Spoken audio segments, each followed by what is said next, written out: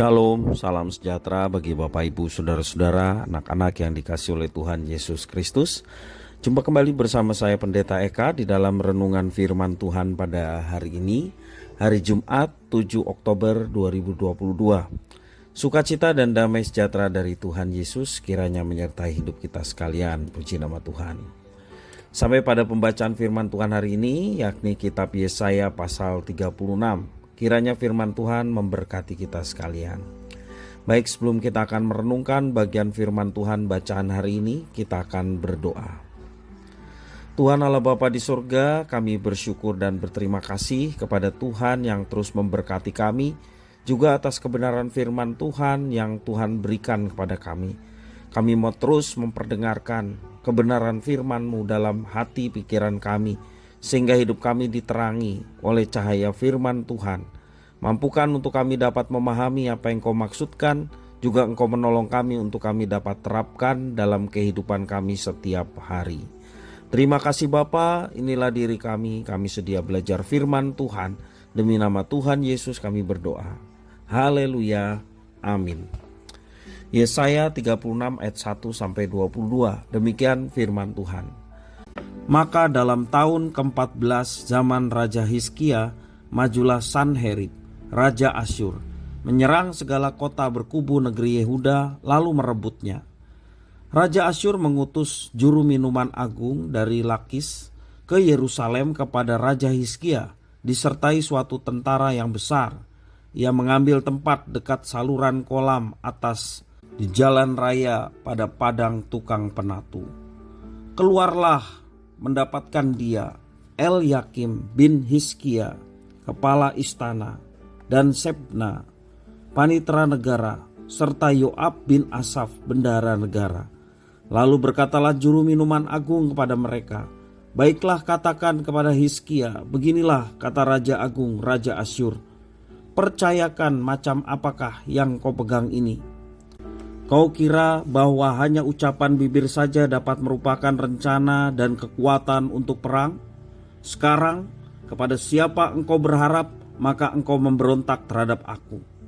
Sesungguhnya engkau berharap kepada tongkat bambu yang patah terkulai itu, yaitu Mesir, yang akan menusuk dan menembus tangan orang yang bertopang kepadanya. Begitulah keadaan Firaun Raja Mesir bagi semua orang yang berharap kepadanya. Dan apabila engkau berkata kepadaku, kami berharap kepada Tuhan Allah kami, bukankah dia itu yang bukit-bukit pengorbanannya dan mesbah-mesbahnya telah dijauhkan oleh Hizkia, sambil berkata kepada Yehuda dan Yerusalem, di depan mesbah inilah kami harus sujud menyembah. Maka sekarang baiklah bertaruh dengan tuanku Raja Asyur. Aku akan memberikan 2000 ekor kuda kepadamu, jika engkau sanggup memberikan dari pihakmu orang-orang yang mengendarainya. Bagaimanakah mungkin kau memukul mundur satu orang perwira tuanku yang paling kecil? Padahal engkau berharap kepada Mesir dalam hal kereta dan orang-orang berkuda. Sekarang pun adakah di luar kehendak Tuhan aku maju melawan negeri ini untuk memusnahkannya? Tuhan telah berfirman kepadaku, majulah menyerang negeri itu dan musnahkanlah itu. Lalu berkatalah Elyakim, Sebna dan Yoah kepada juru minuman agung, silahkan berbicara dalam bahasa Aram kepada hamba-hambamu ini, sebab kami mengerti. Tetapi janganlah berbicara dengan kami dengan bahasa Yehuda sambil didengar oleh rakyat yang ada di atas tembok. Tetapi juru minuman agung berkata, adakah tuanku mengutus aku untuk mengucapkan perkataan-perkataan ini hanya kepada tuanmu dan kepadamu saja? Bukankah juga kepada orang-orang yang duduk di atas tembok, yang memakan tahinya dan meminum air kencingnya bersama-sama dengan kamu? Kemudian berdirilah juru minuman agung dan berserulah ia dengan suara nyaring dalam bahasa Yehuda. Ia berkata, dengarlah perkataan Raja Agung, Raja Asyur. Beginilah kata Raja, Janganlah Hizkia memperdayakan kamu, sebab ia tidak sanggup melepaskan kamu. Janganlah Hizkia mengajak kamu berharap kepada Tuhan dengan mengatakan, tentulah Tuhan akan melepaskan kita. Kota ini tidak akan diserahkan ke dalam tangan Raja Asyur. Janganlah dengarkan Hizkia, sebab beginilah kata Raja Asyur. Adakanlah perjanjian penyerahan dengan aku dan datanglah keluar kepadaku. Maka setiap orang daripadamu akan makan dari pohon anggurnya dan dari pohon aranya serta minum dari sumurnya. Sampai aku datang dan membawa kamu ke suatu negeri seperti negerimu, suatu negeri yang bergandum dan berair anggur, suatu negeri yang berroti dan berkebun anggur. Jangan sampai Hizkia membujuk kamu dengan mengatakan, Tuhan akan melepaskan kita. Apakah pernah para Allah bangsa-bangsa melepaskan negerinya masing-masing dari tangan Raja Asyur? Di manakah para Allah negeri Hamat dan Arpad? Di manakah para Allah negeri Sefarwaim? Apakah mereka telah melepaskan Samaria dari tanganku? Siapakah di antara semua Allah negeri-negeri ini yang telah melepaskan negeri mereka dari tanganku, sehingga Tuhan sanggup melepaskan Yerusalem dari tanganku? Tetapi orang berdiam diri dan tidak menjawab dia sepatah kata pun, sebab ada perintah raja bunyinya, jangan kamu menjawab dia. Kemudian pergilah Elyakim bin Hilkia kepada istana, dan Sebna panitera negeri, dan Yoah bin Asaf bendahara negara menghadap Hizkia dengan pakaian yang dikoyakkan, lalu memberitahukan kepada raja perkataan juru minuman agung. Bapak Ibu, saudara-saudara yang dikasihi oleh Tuhan Yesus Kristus, karena Allah kita begitu panjang sabar dan tidak langsung menghukum orang-orang fasik, bahkan membiarkan orang fasik berhasil dalam kejahatan mereka, maka orang fasik jadi bangga dengan pencapaian mereka dan menindas orang lain, bahkan orang-orang yang percaya. Dalam firman Tuhan hari ini, Raja Asyur yakni Sanherib mengepung Yerusalem. Lalu utusan Raja Asyur menyuruh rakyat Yerusalem untuk menyerah. Namun Raja Hizkia tidak mau menyerah. Karenanya utusan Asyur berkata kepada rakyatnya, jangan Hizkia mengajak kamu berharap kepada Tuhan dengan mengatakan, tentulah Tuhan akan melepaskan kita. Kota ini tidak akan diserahkan ke dalam tangan Raja Asyur.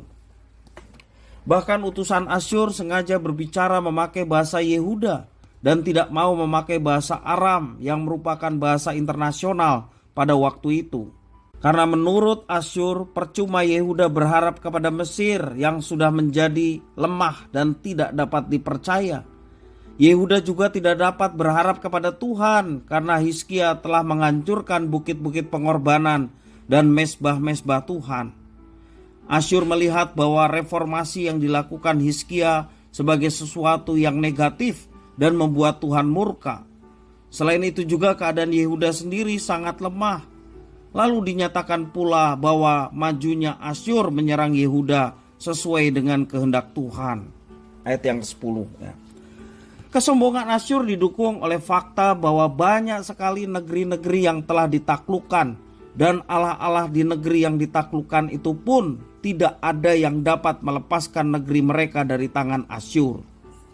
Puncak kesombongan Asyur terlihat dalam tantangannya terhadap Tuhan dengan berkata, siapakah di antara semua Allah negeri-negeri ini yang telah melepaskan negeri mereka dari tanganku, sehingga Tuhan sanggup melepaskan Yerusalem dari tanganku? Satu tindakan yang menantang Tuhan, kesombongan yang dilakukan oleh Asyur. Bapak Ibu saudara-saudara yang dikasihi oleh Tuhan, dunia memang penuh dengan orang-orang seperti orang Asyur pada waktu itu, yakni orang-orang yang sombong, yang bahkan berani menantang Tuhan. Namun pada akhirnya kesombongan mereka akan dihancurkan oleh Tuhan. Karena itu kita tidak perlu takut kepada kesombongan orang-orang yang menantang Tuhan. Tuhan Allah pasti akan menghancurkan mereka dalam segala kesombongan yang mereka nyatakan. Mari kita tetap bersandar kepada Tuhan, supaya kita tidak menjadi panas hati ketika melihat orang-orang fasik yang hidupnya begitu sombong, yang hidupnya begitu menantang Tuhan, merasa dirinya lebih hebat daripada Tuhan yang kita sembah. Kita serahkan orang-orang seperti itu kepada Tuhan, maka Tuhan yang adil, Dia yang akan bertindak terhadap kesombongan orang-orang itu. Bapak, Ibu, saudara-saudara yang dikasihi oleh Tuhan, jangan kita juga turut larut dalam kesombongan. Kesombongan bagi orang percaya adalah ketika kita tidak percaya kepada Tuhan. Kesombongan bagi kita adalah ketika kita tidak menyerahkan hidup kita sepenuhnya kepada Tuhan dan bersandar menurut kekuatan dan kemampuan kita sendiri. Kesombongan bagi kita adalah ketika kita tidak mau merendahkan diri di hadapan Tuhan, sujud, menyembah, dan memuji Dia. Juga kesombongan bagi kita adalah ketika kita tidak mau melibatkan diri dalam pelayanan. Bapak, Ibu, saudara-saudara yang dikasihi oleh Tuhan, sesungguhnya ketika kita tidak mau belajar apa yang diperintahkan Tuhan, kita terjebak dalam kesombongan pribadi. Karena memang Tuhan telah memilih kita bukan saja untuk kehidupan yang akan datang dengan menjamin kehidupan kekal dan keselamatan, tetapi Tuhan memilih kita dan menyelamatkan kita untuk melakukan pekerjaan yang dipercayakan Tuhan atas kita. Bapak, Ibu, saudara-saudara, jangan kita menjadi sombong sehingga kita tidak mau melayani Tuhan. Jangan kita sombong sehingga kita tidak mau berangkat beribadah ke rumah Tuhan. Jangan kita sombong sehingga kita merasa bahwa diri kita lebih hebat daripada orang lain, tidak perlu nasihat, tidak perlu berangkat beribadah dan lain sebagainya. Bapak, Ibu, saudara-saudara yang kasih Tuhan, ingat Tuhan memilih kita untuk kita bekerja di dalam rencananya. Hanya itu saja kita dapat memuliakan Tuhan ketika kita mau melibatkan diri di dalam rencananya.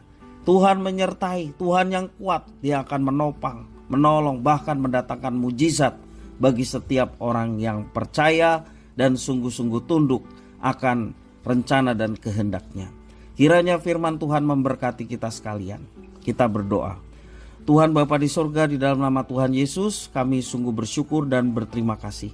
Oleh karena firman Tuhan, mampukan kami untuk menjadi pribadi-pribadi yang taat, pribadi-pribadi yang bersandar kepada Tuhan. Walaupun seringkali kami mendapatkan fitnahan, seringkali kami mendapatkan aniaya, tekanan, dan lain sebagainya, tetapi kami percaya bahwa Allah yang kami sembah adalah Allah yang dahsyat, yang mampu mengubah segala sesuatu.